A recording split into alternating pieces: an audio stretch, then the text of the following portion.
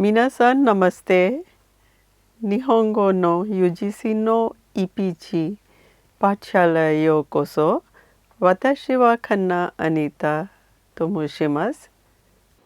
Today's paper is paper 15, an introduction to Japanese literature. And today's module is on Japanese aesthetics. In the last lesson on Japanese aesthetics, we had learned about, or rather made a few observations about what is mono no aware. Now, in continuation, a famous critic and scholar of ancient learning of 18th century, Motori Norinaga, characterized the tale of Genji as a novel of mono no aware.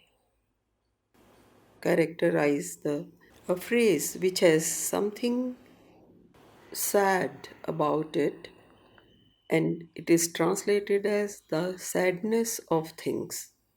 Although it could also be mentioned that earlier we took it as the sensitivity to things, to the fall of flowers, or let's see how Murasaki Shikibu, the famous writer of the tale of Genji, thinks about Mono no Aware. In this novel, she writes, someone asks which chapter is the best and creates the most profound impression. Quote, no chapter is superior to Kiritsubo. From the opening words at the court of an emperor without any timeline mentioned in this case, to the final description of Genji's initiation to manhood, the whole chapter is filled with the spirit of moving, that is, aware, and the colors, the language, and the circumstances portrayed thereby, and everything else is in tune with the aware patha. Likewise, in the chapter The Broom Tree, the discussion on a rainy night is carried on about the categories of women, and it contains many praiseworthy points. It speaks for the sense of beauty appreciated by Japanese men. Likewise, in the chapter Yugao, named after the delicate beauty, is permeated with the moving spirit of aware or sadness. The description of Genji leaving the capital for Suma and about his life in the distant exile thereafter are extremely moving. In Heian period, it must be pointed that aware was rated more for its deep emotion. It was more like something charming and unusual. And another term of aesthetic criticism, and more cheerful and positive in nature, is okashi. Over the time, the meaning of okashi has changed to something which is different from its original meaning as found in Pillow Book, and it seems it was something which is delightful, a smile to the face, and did not apply to the serious, sad things. It seems that both awari and okashi are best used by Murasaki Shikibu. Another term associated with the aesthetics of Heian period, which is marked by the conspicuous presence of aristocracy, is miyabi. Literally, it means courtliness, or in general, one may say refinement. Since the Heian society focused mainly on the aristocrats, all those outside that were considered to be uncourtly or uncourtliness, unrefined or ignorant. By courtliness, they meant was the decorum for lords and ladies at the palace, something like the British. Also, it implied the Japanese reflection of the culture, a kind of refined culture which had been influenced by the Chinese fashion and styles.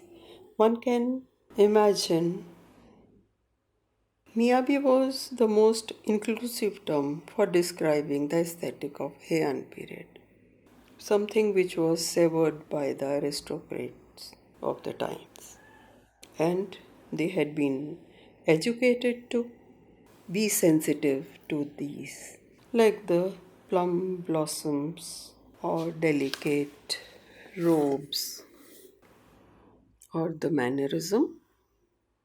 In short, Miyabi was, in a sense, something which was not just the plain, simple virtue or sincerity, but it was refinement which gave the courtiers a justification for their own style of living and a contempt for those who were non courtly. The tale of Genji is not only a handwork of various refined emotions and aesthetics, but it also refers to the art of novel, which officially or publicly was defined and redefined only after the influence of Western culture and Western literature. Although not theoretically defined, the art of novel had been there in the fine prose of Genji Monogatari and other works like Makura no Soshi, the Pillow Book, as well as in the medieval works. In the words of translation of Genji from Valley on page 253 to 57, which is translated by Valley as a wreath of cloud. It is given like this. The tale of Genji has been read and commented on ever since it was first written almost 1,000 years ago, and many theories have been advanced as to what the author Murasaki Shikibu was attempting to express in her novel. In this excerpt from the tale of Genji, we find that what is perhaps is the best answer to this question. It seems likely that Murasaki was here in one of the earliest and most famous examples of Japanese criticism, stating her own views on the function of the novel. One day, Genji, going around with a number of romances which he had promised to lend, came to Tamakatsura's room and found her, as usual, hardly able to lift her eyes from the book in front of her. Really, you are incurable, he said, laughing. I sometimes think that young ladies exist for no other purpose than to provide purveyors of the absurd and improbable with a market for their wares. I am sure that the book you are now so intent upon is full of the wildest nonsense.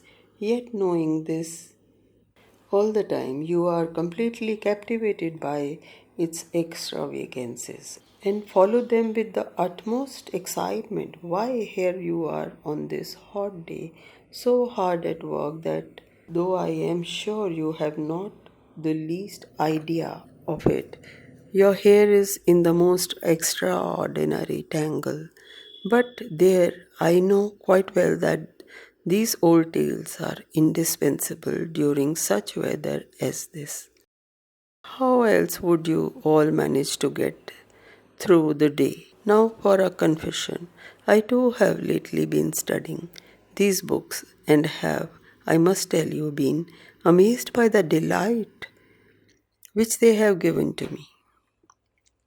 There is, it seems, an art of so fitting each part of the narrative into the next that, though all is mere invention, the reader is persuaded that such things might easily have happened and it is deeply moved as though they were actually going on around them.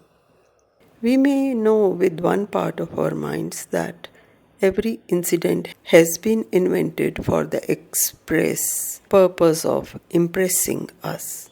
But we may all the while in another part of our minds be burning with indignation at the wrongs endured by some wholly imaginary princess. Or again, we may be persuaded by a writer into accepting the crudest absurdities, our judgment being as it were dazzled by sheer splendor of language. I have lately sometimes stopped and listened to one of our young people reading out loud to her companions and have been amazed at the advances which this art of fiction is now making. How do you suppose that our new writers come by this talent? It used to be thought that the author of a successful romance were merely particularly untruthful people whose imagination had been stimulated by constantly inventing plausible lies. But that is clearly unfair. Perhaps, she said, only people who are themselves much occupied in practicing deception have the habit of thus dipping below the surface. I can assure you that for my part, when I read a story, I always accept it as an account of something that has really and actually happened. Unquote. So saying, she pushed away from her book, which she had been copying. Genji continued. So you see, as a matter of fact, I think far better of this art than I have led you to suppose. Even its practical value is immense. Without it, what should we know of how people lived in the past, from the age of gods down to the present day?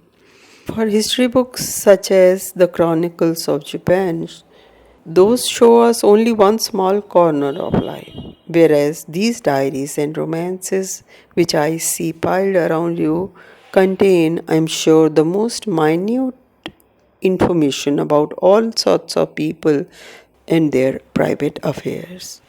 Unquote. He smiled and went on.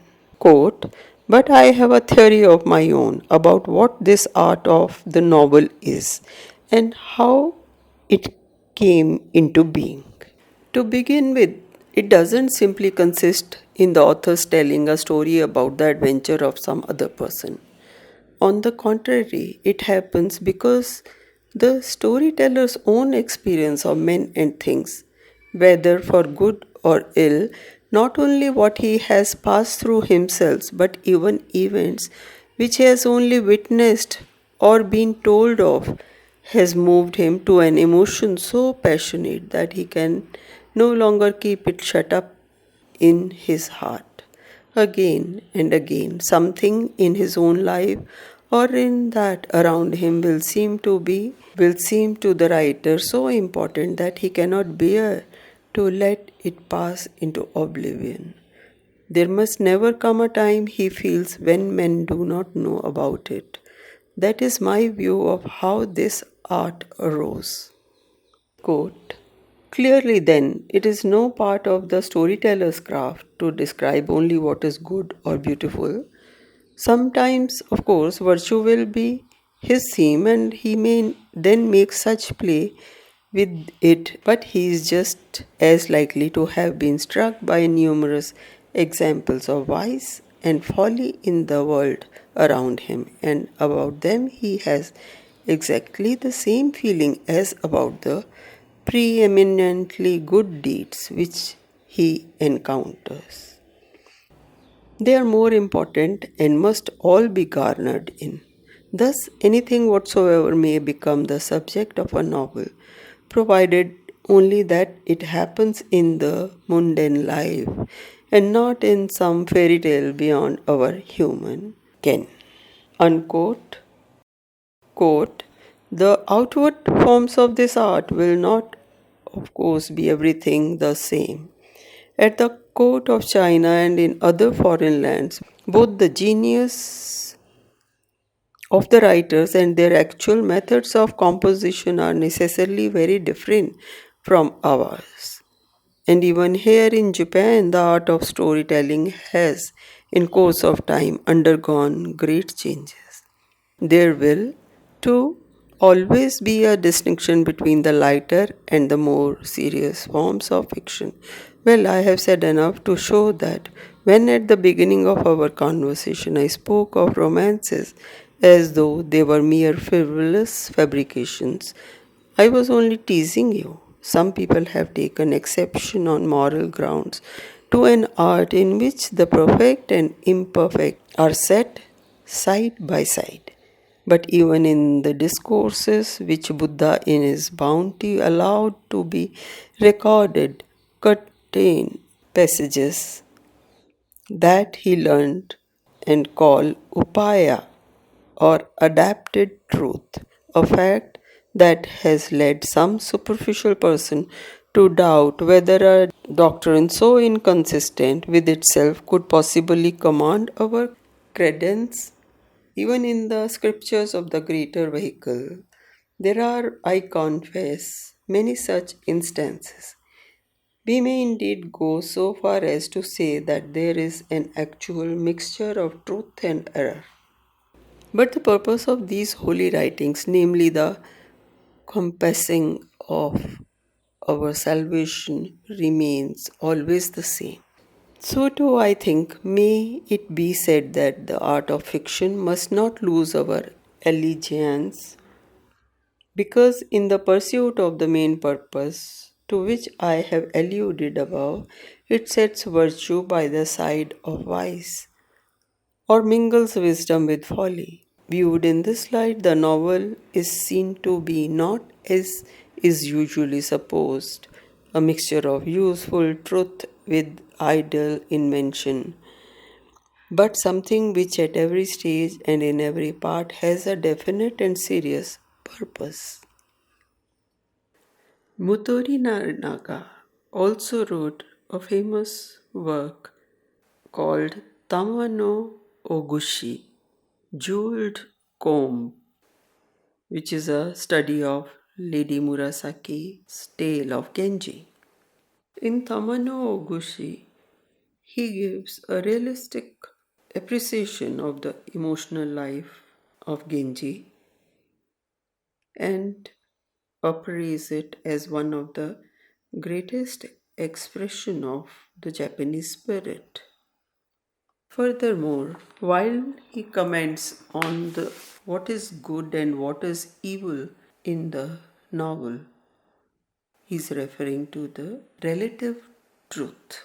To quote him, good and evil, as found in this tale, do not correspond to good and evil in Confucianism or Buddhist concepts. According to him, I mean Motori Norinaga, good and evil extend to all realms. Even with the human being, good and evil are not necessarily limited to his thinking and his conduct. Generally, rank and position imply good and evil. Thus, the noble person is regarded as good and the lowly as bad. Like this, while giving examples of what is considered to be good and what evil, he goes on to say that Good and evil are not constant, they change according to time and circumstance. For example, an arrow is good if it penetrates its object, while armor is good if it is impenetrable. In the heat of summer day, coolness is good, while in the cold of winter, heat is good. For the man who treads the road at night, darkness is bad. But for the one who seeks to conceal himself, moonlight is bad. In such a way, all things may be good or bad. Thus, too, the good and bad in man's mind and in his acts may not be opposed to each other as they seem. They differ according to the doctrines one follows. What Confucianism deems good, Buddhism may not, and what Buddhism considers good, Confucianism might regard as evil. According to him, Genji Monogatari is simply a tale of human life and doesn't profess about what is good and what is bad. The purpose of the tale of Genji, according to Motori Naga, is that it may be linked to the man who, loving the lotus flower, must collect and store muddy and foul water in order to plant and cultivate the flower. The impure mud is like illicit love affairs described in the tale. They are not for the purpose of being admired, but for the purpose of nurturing the flower of the awareness about the sorrow of human existence. According to him, Prince Genji's conduct is like the lotus flower, which is happy, fragrant, but which has its roots in filthy, muddy water. Here, the tale does not dwell on impurity of the water. It dwells only on those who are sympathetically kind and who are aware of the sorrow of human existence. And it holds these feelings to be the basis of a man or human existence, which he says as, according to his term, it is the good man.